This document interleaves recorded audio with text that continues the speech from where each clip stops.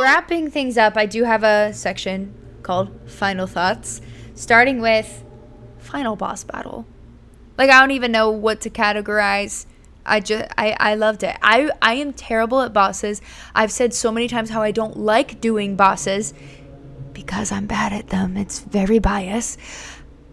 And I loved everything about this. I went in extremely prepared, far more prepared than I needed to be, and everyone in my chat was like, you really don't need that many meals, you really don't need that many armor upgrades, like, you're fine. I'm glad someone, because I get spoilers when I ask for them, I am glad someone warned me that I would lose hearts permanently, which I surprisingly didn't mind that. But I love that Ganondorf does flurry rushes. Well, he doesn't rush you, but he flurries. And I'm like, oh, okay. I thought only I could do that, except I can't even do that very well. I thought that was great. Seeing the health bar just keep going. I'm like, okay, what am I supposed to do with that? And then, of course, draconification. I want a plushie of Ganondorf as a dragon. I really do. So we'll just go around. Daniel, your thoughts on the final boss, all phases, everything, just, yeah. Yeah, I mean, it's after in Breath of the Wild, after Thunderblight was actually like a challenging boss fight. I was kind of disappointed about how easily I could breeze through Calamity Ganon and then the Dark Beast Ganon fight. I thought it was kind of like, it was really epic. It was very like big spectacle, but it didn't live up to what I was kind of hoping for. Especially with like the Calamity like hanging over your head the whole game. You know, you kind of expect like, okay, there's a lot of build up to something that was like, well, it's harder to get to the Calamity than to beat the Calamity. I really appreciated the fact that when you get to that final boss fight and then you have to go through a horde of enemies, which kind of gave me Skyward Sword vibes at the end there with the horde battle, and then you really go just toe to toe with it's just you and Ganondorf with swords, and it was very. I'm not ashamed to say that he actually made me like really have to work for it, and I appreciate that. It brought me back to frickin' the first time I played Wind Waker, and I really struggled in that final Ganondorf sword fight as well. It was which is also a really great final battle, I'll just say. But I don't know. Like I love the combat in these games, but I very rarely feel like I really got to work for it. So it was really cool to be tested like this, and yeah, when he starts actually like whittling down your health, and it's like proper gloom drain instead of just like, oh, I can just eat some food and heal. Like, no, these hearts are gone now. That caught me off guard, and I was like, whoa, okay, dang, it's going down. Yeah, I thought it was really brilliant, really great final boss, and I went back later to do a second round. Like, I reloaded and fought him again, just because it was super fun. So yeah, I thought that was great. It is probably the hardest boss between these last two games, and I thought that's how it should be. And then yeah, like the dragon part, I did not expect that. I did not think that was going to be something he would resort to as a character, because so totally unexpected. And yeah, it was just, even though that part wasn't challenging, I felt like, unlike with Dark Beast Ganon after Calamity Ganon, I felt like, okay, this part's easy, but it's a big spectacle, but I've kind of earned that now. Like, and I think that's okay. It felt like an earned payoff after like a really difficult one-on-one fight. So yeah, I thought it was brilliant, and the whole atmosphere, like the light dragon coming and helping you out there, like it strengthened that sort of feeling I already had about like, yeah, this game is making me care about these characters in a way that few other Zelda games really do. And yeah, so I thought it was really just superbly well done. Great climax, great finale. All of it really, yeah, I can't sing the praises high enough, so I'll just pass the torch on to whoever's next, or I'll just start going thesaurus mode and give all the synonyms to good. So no, that's completely fair. Love this final boss. Adam. I think I agree mostly with pretty much everything Daniel said. Especially the part where I felt like I was actually challenged at certain points of this boss fight. There was parts where I had to like pause and actually think about what I was doing. Particularly when it got to the flurry rush part, that really caught me off guard. I couldn't figure it out. So much to the point where I actually kind of cheesed the fight a little because I was live streaming it, and someone in my chat said, "You know what you should try if you're not gonna be able to do." Because I took out a solid 10 minutes trying to get the flurry rush thing right, still couldn't get it. Someone in my chat said, "Put the Zonai springs down and jump on them to get bullet time." And I may or may not have cheesed the last quarter of the fight by doing that. It was a lot of me just not being very good, but it worked. And I thankfully had a 5 times Lionel bow on me, so I would constantly just use the spring, leap up above Ganondorf, and just bombard him with 5 arrows at a time, all with like Gibdo bones or something fused to them. So it finished them off when I was starting to struggle.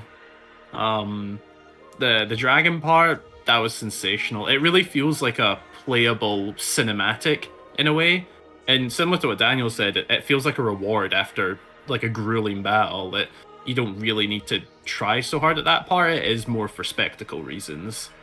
But yeah, it's definitely the better final boss out of Breath of the Wild and Tears of the Kingdom by quite a bit. And also Ganondorf, amazing design. I love him in this game so much.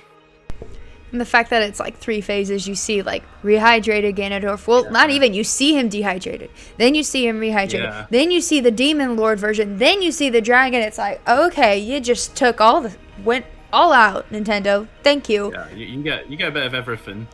Appreciate it. All right, Nehru. Yeah, I'm gonna just be reiterating what's been said here. Pretty much, it was incredible. I kind of like you am also notoriously horrible at video games. So the boss just hard checked me when I first got to him, because by the end of the big horde fight, I had no healing items left and like 7 hearts. The rest of it all got gloom smacked away from me, and you can't teleport out of it at that point, right? So you're stuck with whatever you have at the end of running to get him. And I tried like all night for like probably 3 or 4 hours to try and beat him with 7 hearts, and I couldn't do it.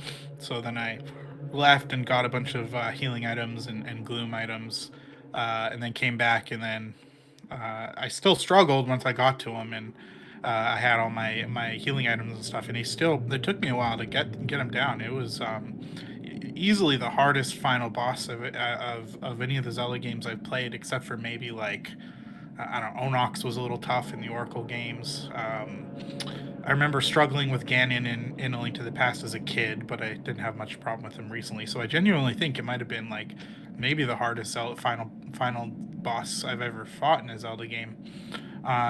And it's not a surprise that it was because literally every single Ganondorf fight in the series has always just been excellent.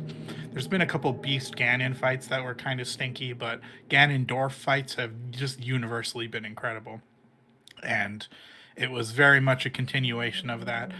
It being a 4-part epic, just like Twilight Princess, was just amazing.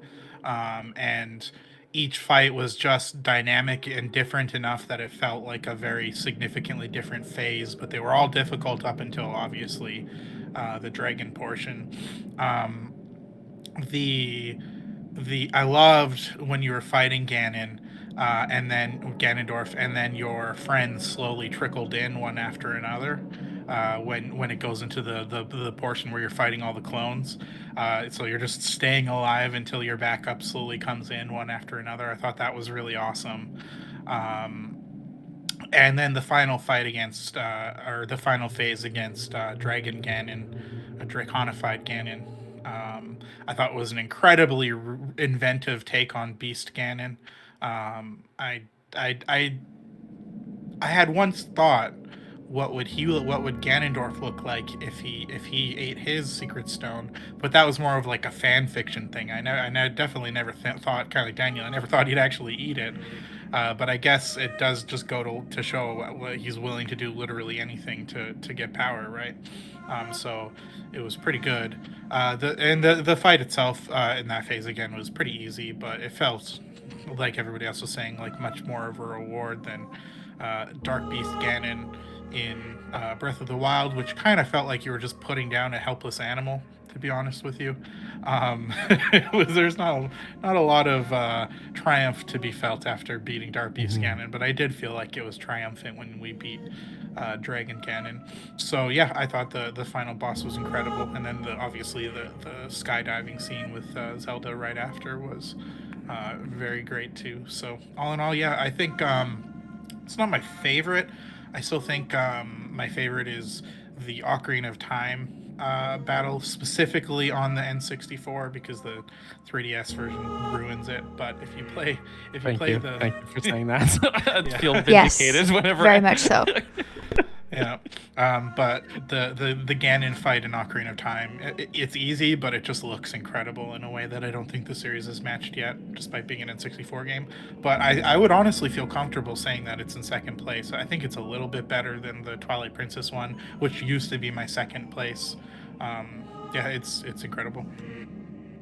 This is the most nice amount of things I've heard you say about Twilight Princess, like in one sitting here. I will never let you forget this. I was gonna say, poor Adam. I once did a Twitter thread where I posted one nice thing about Twilight Princess for every like it got, and there's like 70 things on there. I had to dig pretty deep, but Oh my gosh. Actually, I think I remember saying that, but yeah. Well, not to get I can't English.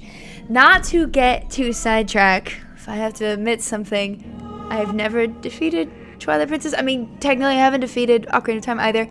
I have never gotten further than the first dungeon in Twilight Princess. I love No, I don't think that. I think I love watching it. I love doing lore about it and learning about it. But every time I've gone to play it, I think because I know how many dungeons there are, I'm like, I don't want to do it. Yeah, for some reason, it sucks 'cause you I get stop blocked. right when it's getting good. And I know it's good. Horrifically long slog of a tutorial, and that's what you're getting through. I love then the game Midna. gets good. I love the story. I love the music. I love all this stuff. But I do the first dungeon and I go, I'm done. I don't know if it's because that's where I started tapering off with Zelda, only because the rest of my family stopped playing Nintendo and none of my friends played video games, so that was like the last one I started and then stopped, and then I could never come back. But Twilight Princess is actually what got me back into the Zelda community, to be fair, because I watched someone's gameplay and I was like, wait, there's more than just Ocarina of Time and Wind Waker? Hold on! And then my eyes were very much opened. Thank goodness, because it was like right when Breath of the Wild was coming out that I discovered that there was a slew of Zelda games, and I was like, oh my, I've missed out for years, and had to jump right back in. But anyway, Josh, final boss. Yeah, I enjoyed the final boss from start to finish, hands down. I just starting back whenever you're approaching Gloom's lair and that music starts up and you have that creepiness starting up. It really, I know you're a Lord of the Rings fan, Geek, but it really, whenever you approaching Gloom's lair before you make that final descent and you hear kind of the chanting and like just everything kind of in the back, it reminded me of the Mines of Moria from Lord of the Rings, Fellowship of the Ring. That's what that reminded me of. I was like, where am I right now? Am I in Hyrule or am I in Middle Earth? What it really just made me think about that. But as far as the fight itself goes, I thought it provided a great deal of challenge. Fun fact, I went the entire game not knowing how. I'm sure that I knew there was probably a way, but I didn't know how you could make those gloom resistance meals that could restore the hearts that you lost in the depths. So I didn't know you could do that. And I had a lot of hearts going into the final fight, but the hearts that I lost in the battle with the Demon King's army was a lot. And so I didn't have a whole lot when I fought Ganondorf. So I just went in with a few fairies, and I didn't have any like gloom resistance when I fought him. So it was a very tough fight for me. But honestly, I kind of like that because I'm I'm kind of like Daniel. I do like a challenge. I do like fighting bosses. They're great. And so I thought that just added a little extra challenge, and it felt so satisfying to beat him. It kind of goes back to kind of the story elements. This game, more than anything, the story part of it anyway, makes you want to do nothing more than to drive that Master Sword into Ganondorf's skull by the time this game is over with. Because you've watched him kill Sonya, you've seen Zelda sacrifice herself to try to stop him, and it looks like none of it has worked. And now it's up to you, and you have the chance to do it. More than anything, after everything you've seen him do, like, this is the moment to actually take him down. The game does such a good job with that. And I think another cool part of the final battle is you get to see Sidon, Yunobo, Tulin, and Riju really come into their own. And you've been with them through Breath of the Wild, and you saw them, help you rescue the Divine Beast from Calamity Ganon. And now you get to see them become sages and actually help you in the fight against Ganondorf, the real menace, who's been puppeting this whole thing from the start. And it's just really cool to see them come into their own, which kind of brings me to another point. I think this game brought perfect closure to the story that was started in Breath of the Wild. And, and I think it really carried on through in that final fight, because, you're fighting Ganondorf, which is the source of Calamity Ganon that you fought in the first game. And the people who were helping you take him down are the ones who helped you free the Divine Beast. Everything just really came full circle, and I thought it was just perfect closure in this game, which is why I've seen some people saying that they would like a third game. I don't see it. I really don't see it. I would be perfectly fine if the story ended here. I really would. I thought it was perfect. I'd have to agree with that. As much as I love the gameplay of this game, Tears of the Kingdom, the story wraps up enough that I'm like, that we're good.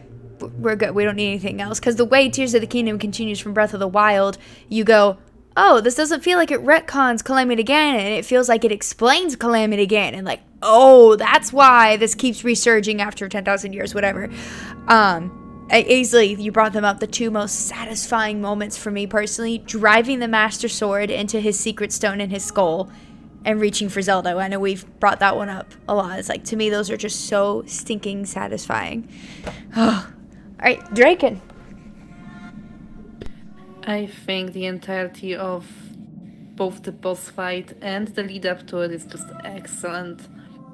Like, I went into it and the entire way to the boss fight through the Forgotten Foundation and the depths portion under the castle, it was a little bit scary because it's a complex environment and you're wondering, is that like another dungeon space? Maybe it wasn't, but it gave an impression of being very big and very sprawling without actually being too complicated to navigate and to get through.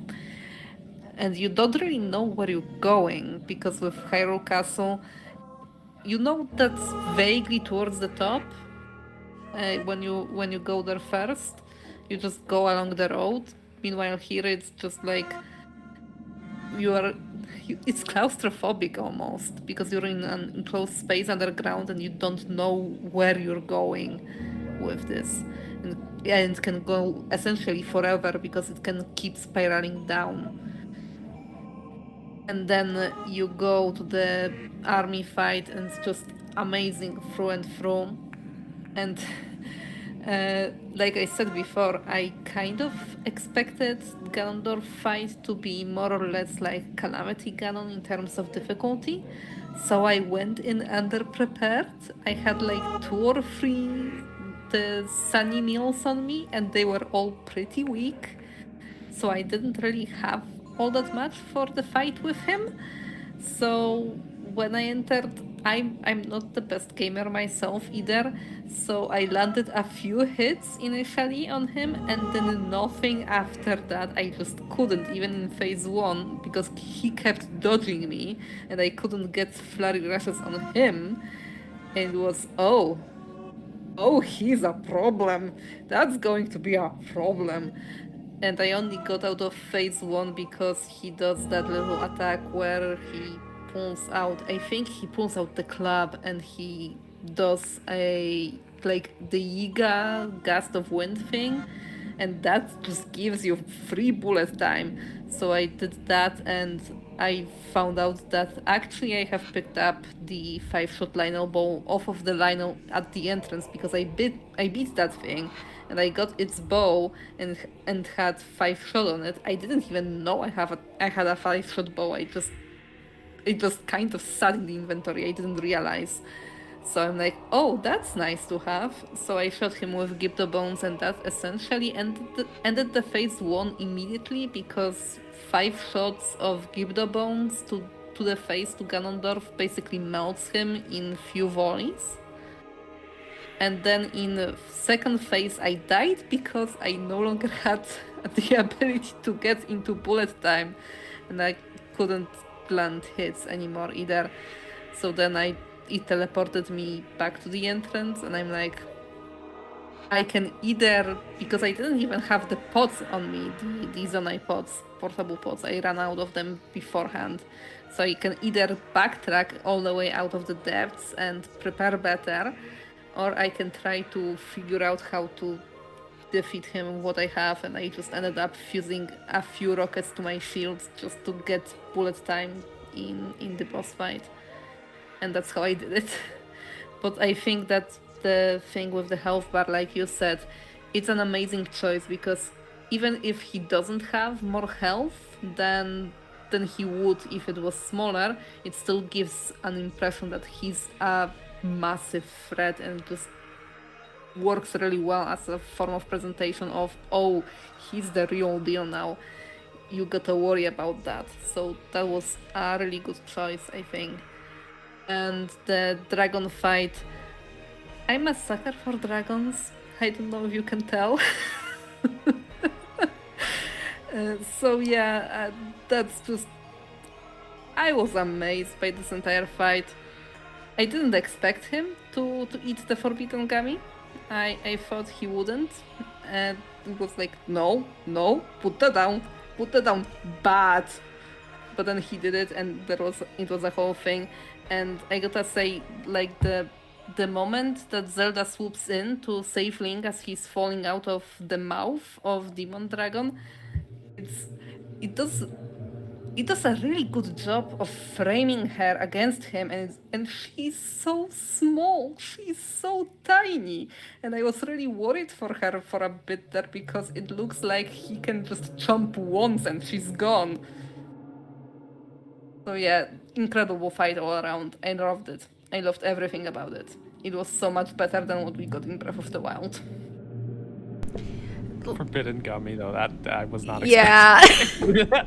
I'm like trying to keep it together here. The forbidden gummy. Forbidden gummy.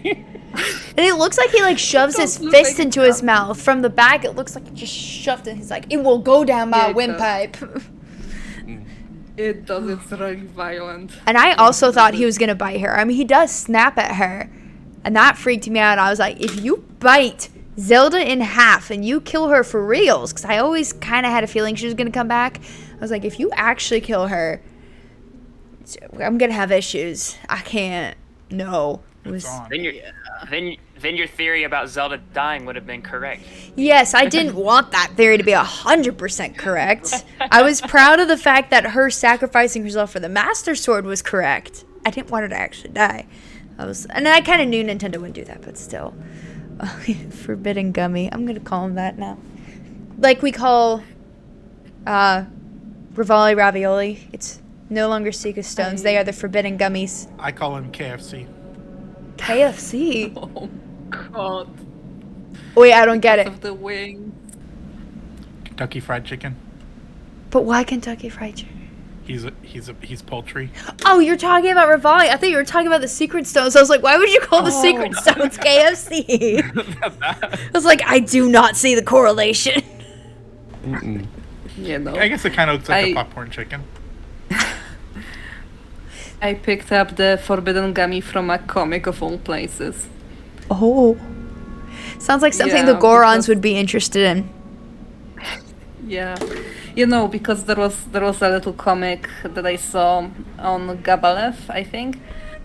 They did a voiceover for it where there's just Zelda and Link sitting beside each other, and Link says to Zelda that, you know what, I couldn't do what you did in the past.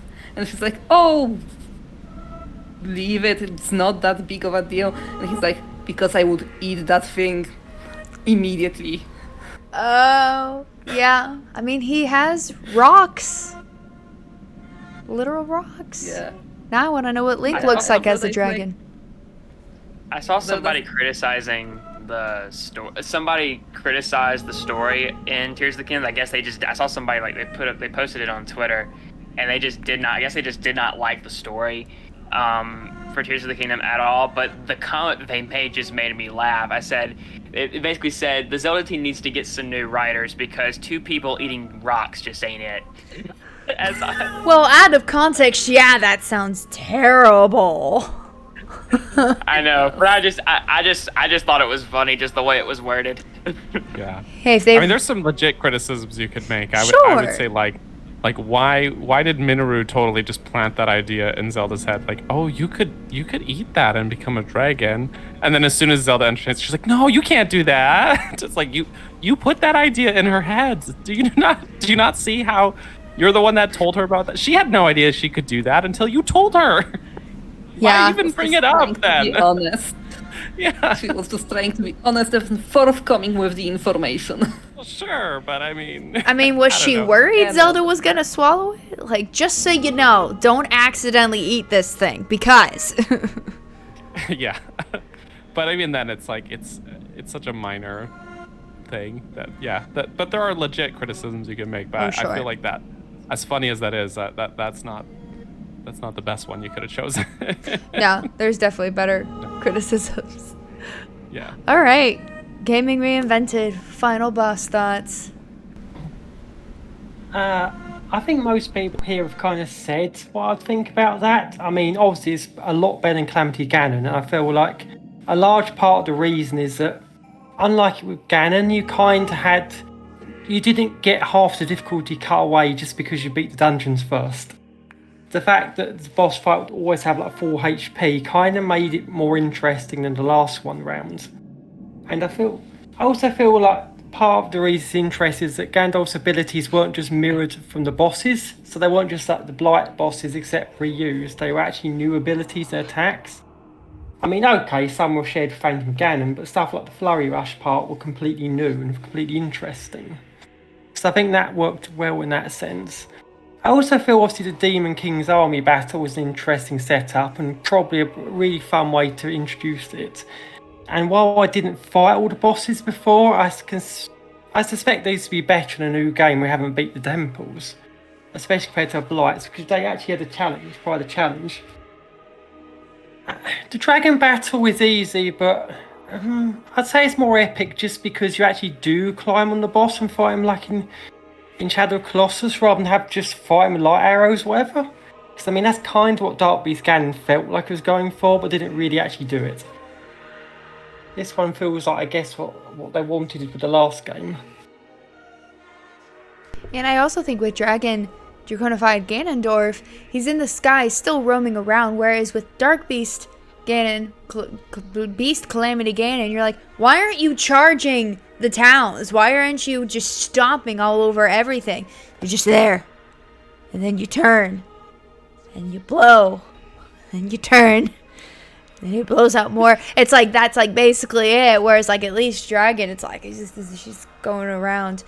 Oh, and I like what you mentioned, Draken, about how small Zelda is compared to, I was like, well, this is terrifying. I mean, that's accurate because she's much smaller than him in real life anyway. But I was like, oh, that is so terrifying.